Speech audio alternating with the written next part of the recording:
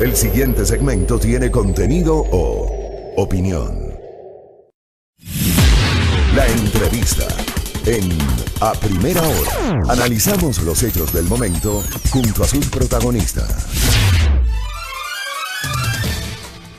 8:09 en la mañana, gracias por la sintonía, gracias por los mensajes, gracias por la interacción que tenemos por parte de los oyentes. Estamos en la recta final de A Primera Hora. Recordar a nuestra audiencia, estamos en nuestra señal abierta en Pichincha, Esmeraldas y Manabí. Estamos en Santo Domingo de los Áchilas a través de Majestad Televisión y el canal 3 de TVNet. Estamos en internet a través de www.radiomajestad.com. Estamos transmitiendo por Facebook Live a través de las fanpages de A Primera Hora y de Majestad FM. Hoy es 3 de diciembre, Día Internacional de las Personas con Discapacidad. La información oficial de la página de las Naciones Unidas da cuenta que el Día Internacional de las Personas con Discapacidad fue declarado en 1992 por la Asamblea General de Naciones Unidas mediante la Resolución 47.3.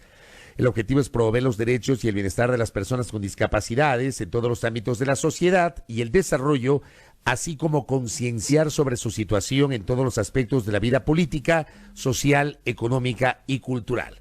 Recibimos a la doctora Pilar Merizalde, ella es secretaria técnica del Consejo Nacional para la Igualdad de Discapacidades, CONADIS, que visita nuestra mesa de trabajo. Doctora, bienvenida, ¿cómo le va? Fabricio, un gusto estar aquí, muy buenos días con toda la audiencia. Realmente un gusto estar aquí este 3 de diciembre, día en que celebramos o conmemoramos la reivindicación de los derechos de las personas con discapacidad y precisamente eso es lo que hacemos diariamente en nuestro quehacer, luchar por la garantía de sus derechos, de sus medidas de acción afirmativa. ¿Cómo llegamos este 3 de diciembre en el caso del respeto a los derechos de personas con discapacidad en el Ecuador? Yo creo que con un progreso bastante notable durante los últimos años, sí, básicamente desde el año 2007, año en el cual Ecuador suscribió la Convención sobre los Derechos de las Personas con Discapacidad, y a partir del año 2012 en que se publicó la Ley Orgánica de Discapacidades, instrumentos que han servido para reorientar el concepto de la discapacidad, así como garantizar derechos y medidas de acción afirmativa. Correcto. ¿Con qué presupuesto cuenta en este momento el CONADIS y hacia dónde están orientados los recursos para atender las necesidades de las personas con discapacidad? Bueno, CONADIS es un Consejo Nacional para la Igualdad, al igual que el Consejo de Género, el Consejo Intergeneracional de Movilidad Humana y de Pueblos y Nacionalidades. Como Consejos Nacionales para la Igualdad, nuestra actividad no es ejecutora. Nosotros somos una institución que formula la política pública, transversaliza, realiza la observancia, el seguimiento y el control de la política pública a nivel nacional. Quienes ejecutan la política pública y por tanto tienen los recursos para la ejecución de programas, proyectos, actividades, son los ministerios sectoriales y las instituciones del Estado, de todas las funciones del Estado, ya que el ámbito de la discapacidad está transversalizado en todo el quehacer del gobierno nacional. ¿En el Ecuador se respetan los derechos de las personas con discapacidad, doctora? Yo creo que estamos en ese camino, no un 100%. Todavía no llegamos al 100%. Tenemos problemas. ¿Qué tipo de problemas se tienen hoy?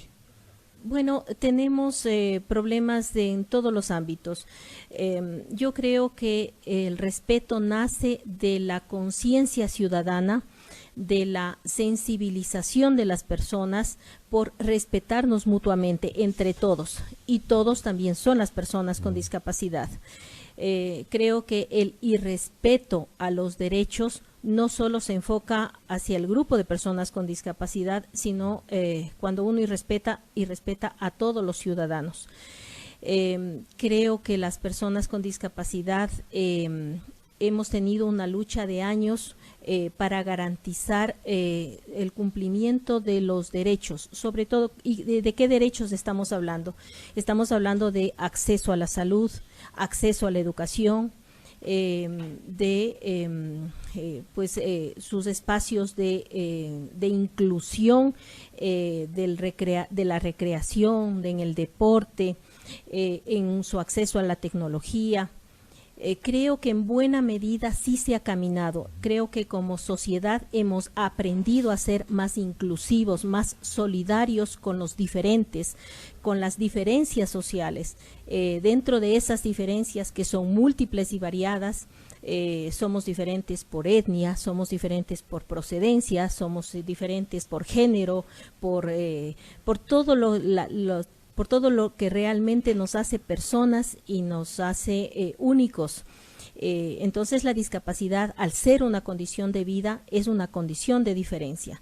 El aceptar las diferencias sociales, el volvernos una sociedad inclusiva, que no solo tolera, sino que incorpora las diferencias, es un camino social transitado durante los últimos años.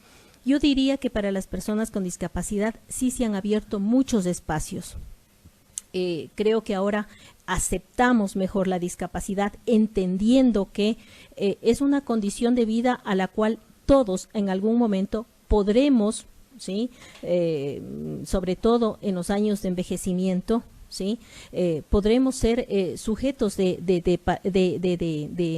tener una condición similar, ¿no? El problema es que no tenemos, o al menos el ideal debería ser tener ciudades más amigables para la circulación de las personas con discapacidad, que las personas con discapacidad puedan tener acceso al transporte público, que las personas con discapacidad puedan tener acceso a las instituciones públicas, a los edificios del sector privado.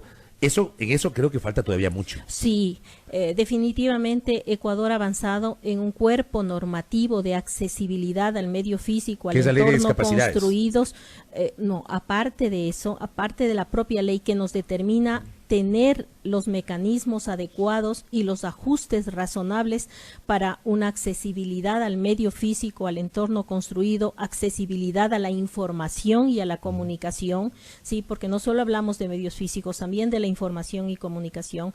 Hemos avanzado en normas técnicas con el Instituto Ecuatoriano de Normalización, INEN.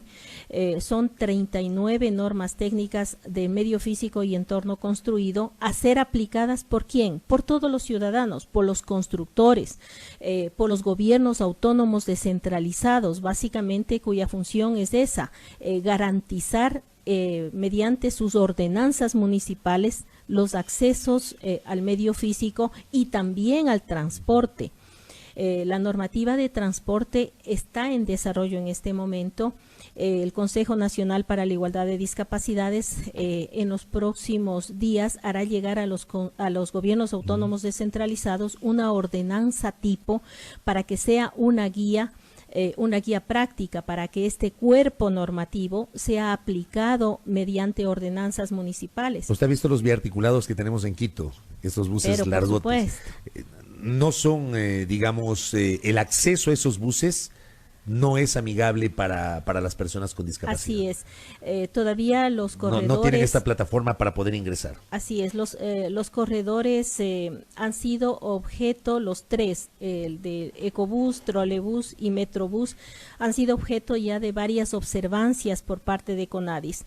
El municipio sí ha acogido sobre todo la accesibilidad en terminales, en las paradas.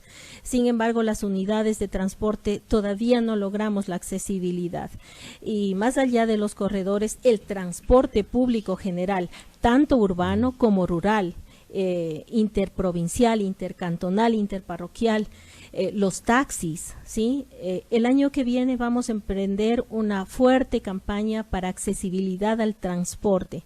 Una vez que hemos avanzado en el medio físico, en el entorno construido, hemos avanzado también en la normativa que corresponde a la accesibilidad a la información, a los portales web, sobre todo de las instituciones estatales, pues nuestro esfuerzo va a ser dedicado el próximo año a la accesibilidad al transporte. ¿Cuántas personas con discapacidad se calcula tenemos en el Ecuador? Bueno, no calculamos. El Ecuador tiene...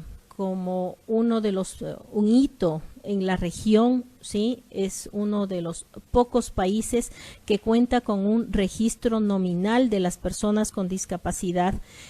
un registro administrativo llamado Registro Nacional de Personas con Discapacidad, que están legalmente acreditadas de acuerdo a lo que determina la ley, es decir, las personas que según el reglamento a la Ley Orgánica de Discapacidades tienen un porcentaje de 30% o más de discapacidad calificada por la Autoridad Sanitaria Nacional.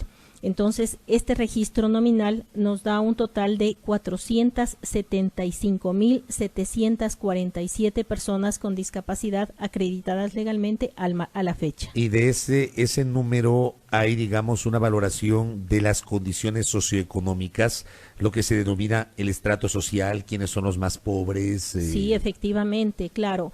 El registro nacional, pues es nuestra base, ¿sí?, sobre la cual numerosa información proveniente de de diversas instituciones del Estado se cruzan con esta base para darnos diferentes variables que nos permiten caracterizar a esta población en cuanto a quienes estudian, quienes reciben bonos, quienes reciben pensiones por discapacidad, las personas que están laborando, las personas que han recibido devolución de impuesto a la renta y todos los beneficios, o gran parte de ellos, al menos los que podemos tener las bases de datos disponibles, que también debo recalcar que el Estado ha trabajado en los últimos años fuertemente en mejorar su sistema de recolección de información, que al momento nos permite tener ya una idea muy clara de al menos variables importantes que nos permiten tomar decisiones de política pública. Oiga, le voy a trasladar un comentario de una oyente a nuestra invitada, la doctora Pilar Merizalde, secretaria técnica del Consejo Nacional para la Igualdad en Discapacidades. Una oyente nos escribe en la transmisión del Facebook Live y nos dice: hace 2 meses visitaron a una persona con discapacidad del 70%. Se toman fotos y les dicen que volverán. Al reclamar por alguna ayuda le dicen que no hay presupuesto. Es un comentario que hace una oyente preocupada por este tema. ¿Hay o no presupuesto para atender a las personas con discapacidad?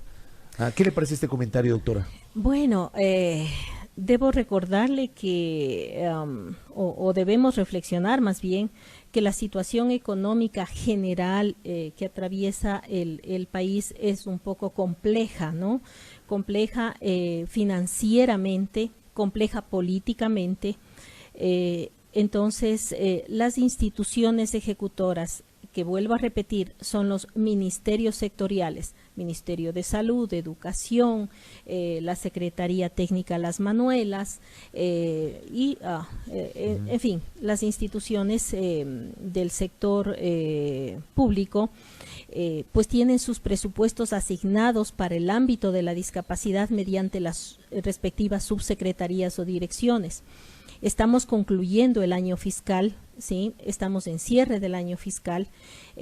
Durante este año, si bien no se ha tenido importantes recursos, como en años anteriores, que de pronto sí había más recursos en general en el Estado, la inversión estatal para el cumplimiento de las medidas de acción afirmativa, es decir, de los beneficios de las personas con discapacidad, que suman más de 35 beneficios según la Ley Orgánica de Discapacidades, asciende a una inversión fiscal de más de $500 millones, que se han cumplido en un buen porcentaje. Claro, las personas, y es nuestro deseo que también como ciudadanos siempre de tener más recursos para atender a más ciudadanos, tener una mayor cobertura.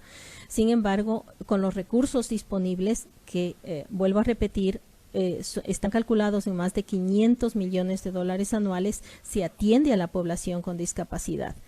¿Nos falta más? Sí, indudablemente. Las empresas privadas y las instituciones públicas están cumpliendo con el porcentaje mínimo de trabajadores contratados con discapacidad. Bueno, o de trabajadores con discapacidad contratados, para armar mejor la oración. Sí, mediante la cuota laboral.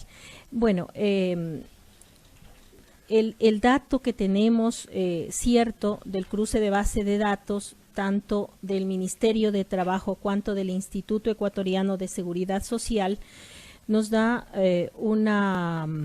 una población de personas con discapacidad más sustitutos laborales de 74.597 personas incluidas laboralmente.